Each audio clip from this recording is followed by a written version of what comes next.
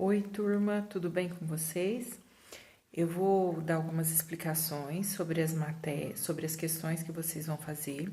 Essa semana vocês vão fazer da questão 6 até a 10.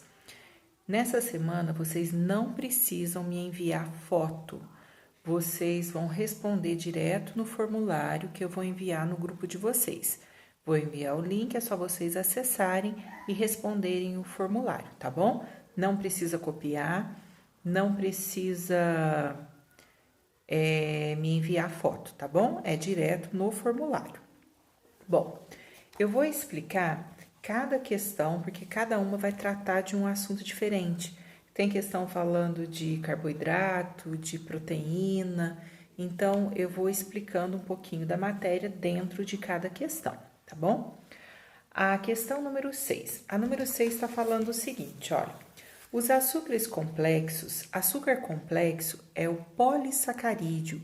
Polissacarídeos são moléculas grandes de açúcar, resultantes da união de muitos monossacarídeos, são denominados polissacarídeos. Monossacarídeo é o açúcar simples, igual nós temos a glicose. A glicose é um açúcar pequenininho que a gente consegue absorver. Agora, se eu pego um polissacarídeo, o polissacarídeo ele vai ser formado pela união de muitos monossacarídeos, como se eu tivesse uma bolinha junto com a outra, são vários. Na hora que eu como essa molécula grande de açúcar, o que o meu organismo tem que fazer? Como o polissacarídeo é uma molécula grande de açúcar, por exemplo, o amido que está presente no arroz, no macarrão, é uma molécula grande. Esse amido, por ser uma molécula grande, não consegue entrar direto na nossa célula, porque é grande, não consegue atravessar a membrana plasmática.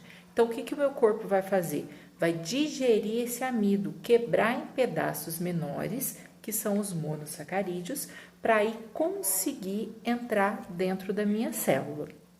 Na letra A está falando assim: cite 2 polissacarídeos de reserva energética, sendo um de origem animal e outro de origem vegetal. O polissacarídeo, o açúcar, o carboidrato de reserva energética animal é o glicogênio. O glicogênio, ele é uma molécula muito grande de açúcar, tem mais ou menos aí umas 30 mil moléculas de glicose. Então, esse glicogênio é a forma como nós temos para armazenar glicose no nosso corpo, porque a gente não vai comer de segundo em segundo. Então, o que o nosso corpo faz? Usa o que precisa, o que não precisa. Eu comi macarrão, fiz a digestão, sobrou glicose, digeri o amido, quebrei em glicose, a glicose foi para a célula. Lá na célula, eu vou usar essa glicose. Só que eu não vou usar tudo de uma vez. O que meu corpo faz? Usa o que precisa e o restante ele junta e forma o glicogênio, fica armazenado. A hora que o meu corpo precisar de energia, vai quebrando esse glicogênio. Então, o glicogênio é a reserva energética dos animais. A planta também vai ter a reserva dela, que é o amido. Então, no caso da planta, ela faz fotossíntese e produz a glicose, mas ela não vai usar essa glicose toda de uma vez. Então, o que ela vai fazer? Vai usar o que ela precisa, o que sobrar ali, ela vai formar o amido e depois ela vai quebrando esse amido. Então, a reserva energética da planta vai ser o amido. Na letra B, indique um órgão animal e um órgão vegetal, onde fica cada um desses açúcares. O animal vai armazenar o glicogênio no fígado e no músculo. Já as plantas, por exemplo, na raiz, no caule. Você pega uma batata, é rica em amido. A mandioca, rica em amido também. Então, no caule, na raiz, aí depende do tipo de planta. A questão número 7. A número 7 tem um esqueminha aí do aminoácido. Essa representação que foi dada é o aminoácido. O aminoácido é o que vai formar a proteína. A proteína é uma molécula grande formada por pedaços menores. Esses pedaços menores são os aminoácidos. Então, seria isso daqui, ó, a fórmula de um aminoácido. O aminoácido tem esse grupo aqui, que é o NH2. Esse grupo é chamado, aqui tá amino ou amina. Aqui esse R é um radical que vai variar de um aminoácido para outro. E o que tá em vermelho aqui, tá em inglês, é o grupo ácido. Carbono, fazendo uma dupla ligação com o oxigênio e ligando com o H. No caso da apostila de vocês, aqui tá COOH. Então, se eu tenho esse grupo NH2 e eu tenho esse COOH, isso é a representação de um aminoácido. Quando eu tenho a união de dois aminoácidos, um aminoácido se unindo com outro aminoácido, isso a gente chama de ligação peptídica. É a ligação que acontece para formar a proteína. Aí, olha, um outro esqueminha que eu tenho aqui. Aqui eu tenho, a representação de um aminoácido. Então, NH2, e aqui eu tenho a parte do COOH, que vai ser na parte de cá. Aqui eu teria um outro aminoácido. Quando vai acontecer a união dos dois aminoácidos, vai sempre sair uma molécula de água. Então, é a síntese por desidratação. Um aminoácido se unindo com outro aminoácido. Dessa união, sai sempre uma molécula de água.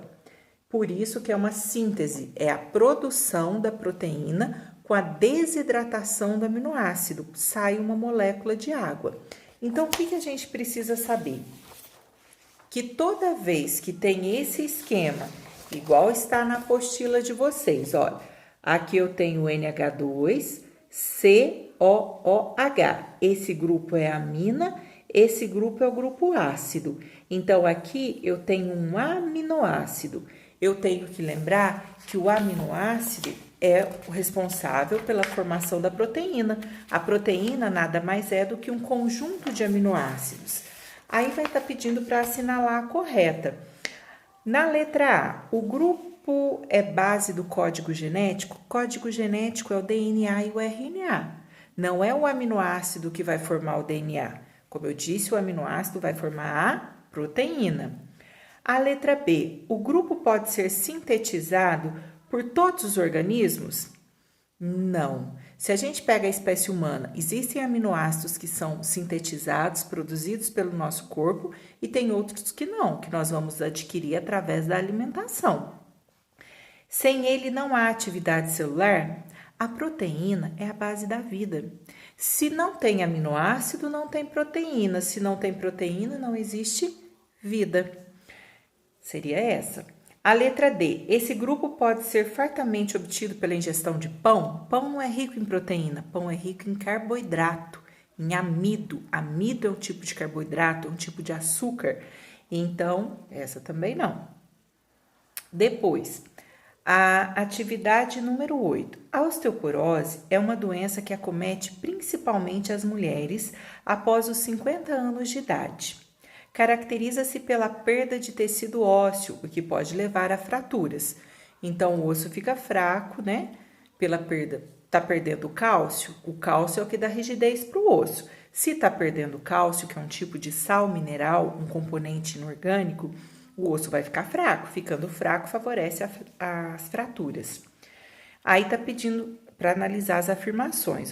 A ingestão de alimentos como leite e derivados associada à atividade física é importante na prevenção da doença. Leite e derivados, sim, por causa da presença de vitamina D. Além da vitamina D, lembra da parte do cálcio também. A2. A exposição moderada ao sol, não pode ser em excesso, claro, aumenta a síntese de vitamina D, responsável pela fixação do cálcio no tecido ósseo. Verdade. A vitamina D, o sol vai estimular o nosso organismo a produzir a vitamina D, e aí a vitamina D ajuda a fixação do cálcio. Fixando o cálcio no osso, aí o osso vai ficar rígido, firme, forte. Essa doença pode ocorrer em casos em que a ingestão de cálcio é deficiente, o que provoca a retirada desse elemento da matriz do tecido ósseo. Quando tem deficiência, o corpo vai tentar tirar de algum lugar. Matriz óssea é a parte ali do meio do osso. Vai retirar o cálcio dessa matriz óssea, o osso vai ficar fraco. Então, também tá correto. Bom, agora no próximo vídeo a gente vai falar das questões 9 e 10, tá bom?